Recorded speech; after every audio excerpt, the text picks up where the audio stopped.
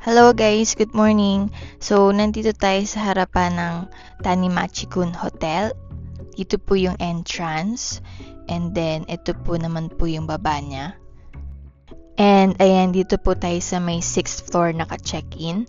And parang same vibe siya nung Wellstay Osaka Shin Imamiya. Self-check-in din siya guys. And ibibigay lang yung code via email din. Para siyang apartment hotel. Actually, mas gusto ko nga yung ganito talaga na pinag-i-stayan. Yung parang in-between Airbnb and hotel siya. Kasi mas maluwag siya kaysa doon sa mga hotel na mabubuk nyo dito sa Japan. Kasi maliit talaga yung mga kwarto dito sa Japan. So, ayan siya. May cabinet dito sa gilid. Ay, hindi siya cabinet. Lagayan ng mga storage siya. And then dito sa left side yung paliguan, and then may full body mirror, and then sa right side naman yung toilet. So ayan po yung loob. So 'di ba, kahit maliit lang yung space nila, parang ang dami pa ring nangyayari, as in na ma-maximize talaga. So ayan yung lababo nila, sakto lang yung size, and then may cabinet sa ilalim, and ayan nga, alinis pa rin ng ilalim nila, ang ganda pa rin ang pagkakagawa. May baso for toothbrush, and then may mirror pa rin. Tapos saksakan dito sa gilid, and then meron pa ring hand soap. Dito naman po sa may gilid, ayan, sa right side, nandito yung washing machine nila kung gusto nyo pong maglaba. Sa taas, nandiyan yung blower. Ano yung nasa taas? Hindi ko sure kung ano yun. Tapos dito, ayan, pwede nyo makontrol yung hangin dyan if gusto nyo mainit para makapagpatuyo kayo ng mga nilaban nyo. Excuse me. So, ayan po yung loob ng bathtub. Ayan, maliit lang yung bathtub, pero malinis pa rin naman yung area na to. Tsaka mukha pa rin siyang bago. And ayan, may full body mirror pa rin dito sa loob. Tapos may mainit and malamig din na water. And yan, shower. And yan, yung hangin para kung gusto nyo magpatuyo. Tapos ayan, kompleto pa rin shampoo, conditioner, and body soap.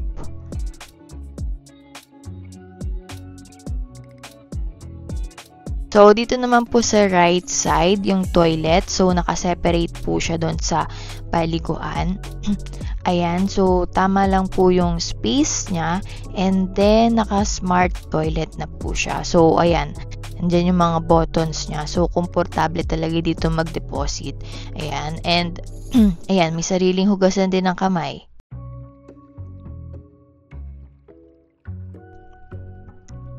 Ayan, dito naman po sa kabila, ito yung area ng initan ng tubig, microwave, and then itong refrigerator nila.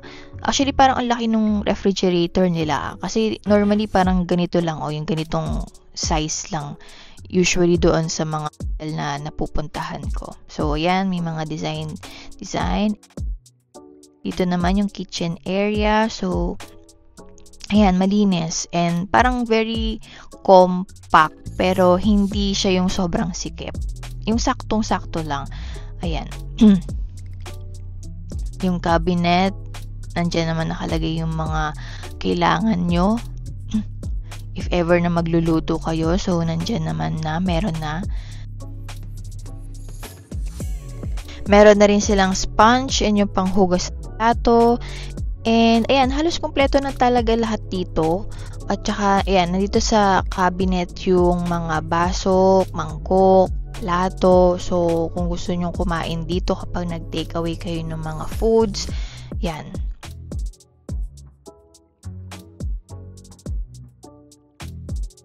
Ito po yung buong room. So, kung mapapansin nyo, parang ang laki talaga niya compare sa usual cut ng rooms dito sa Japan. May pa-chandelier pa dito. Ayan. Mas gusto ko talaga yung ganyan, yung maliwanag yung hotel, kaysa dun sa pin light lang yung ilaw. Kasi parang hirap na hirap talaga yung mata ko sa mga ganun. So, ito, sakto lang. Sakto lang yung ilaw, yung space, maluwag. Pero may kulang dito. table, wala silang table. Ayan lang yung hinihilan namin para may mapaglagyan kami ng pagkain. Nabook ko pala to guys ng 3 nights for 22,853.79 pesos. So, ayan, August ngayon. So, 1 family room po ito. 4 packs kami nun. So, kapag i-divide mo siya, parang mapatak na 1,900, mga ganun yung presyo. Bawat isa for 3 nights. Medyo mahal siya compare nung nag-book kami nung autumn season, no? So, siguro kasi dahil peak summer season ngayon, dahil may Obon Festival and naka-bakasyon yung mga estudyante, baka siguro iba, yung mga locals nag-check-in din sa iba't ibang hotels para makapagbakasyon yung mga estudyante, lalo na sa mga amusement park nila dito. Ito naman po yung balcony, check natin. Actually, walang masyadong makikita dito, puro buildings lang. Pero malapit tayo sa Chutentaku ba yun? Shinsekai na lang pala. So, yun, mas malapit siya sa Shinsekai, walking distance lang din. And isa yun sa mga landmark din dito sa Japan. Para siyang Dotonbori din. Pero mas parang local vibe, parang ganun. Retro vibe, yun yung mga nababasa ko, parang ganun siya. So, pupuntahan din natin yan kapag gabi. Malapit din po pala to dun sa pinagstayan natin dati nung autumn season last year sa may Shin Imamiya Station. So, nalalakad din po namin yung Shin Imamiya Station dito. May sampayan pala dito, ayan. So, pwede rin kayong magpatuyo dito sa labas. Wag lang sanang liparin. May elevator din pala dito, so hindi kayo mahihirapang magbitbit ng mga bagahe nyo. So, ayan, hintayin lang natin yung elevator. Bibili tayo sa 7-Eleven.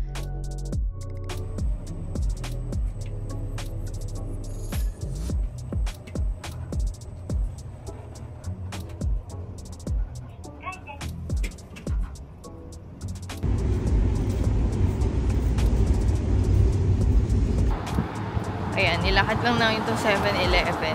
Parang ito yung pinakamalapit na 7-Eleven. Wala pa nga atang 5 minutes. Malapit lang.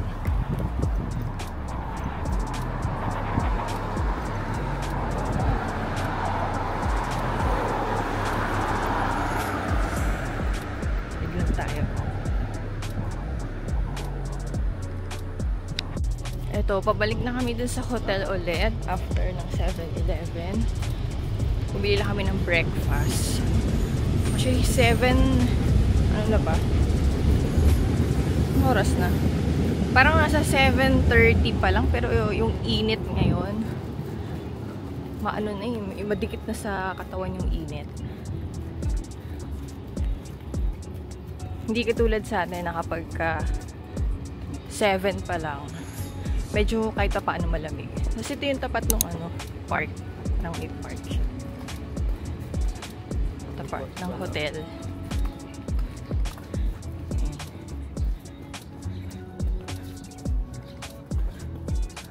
Yung init ngayon, parang pagpapawisan ka talaga. Ito yung hotel.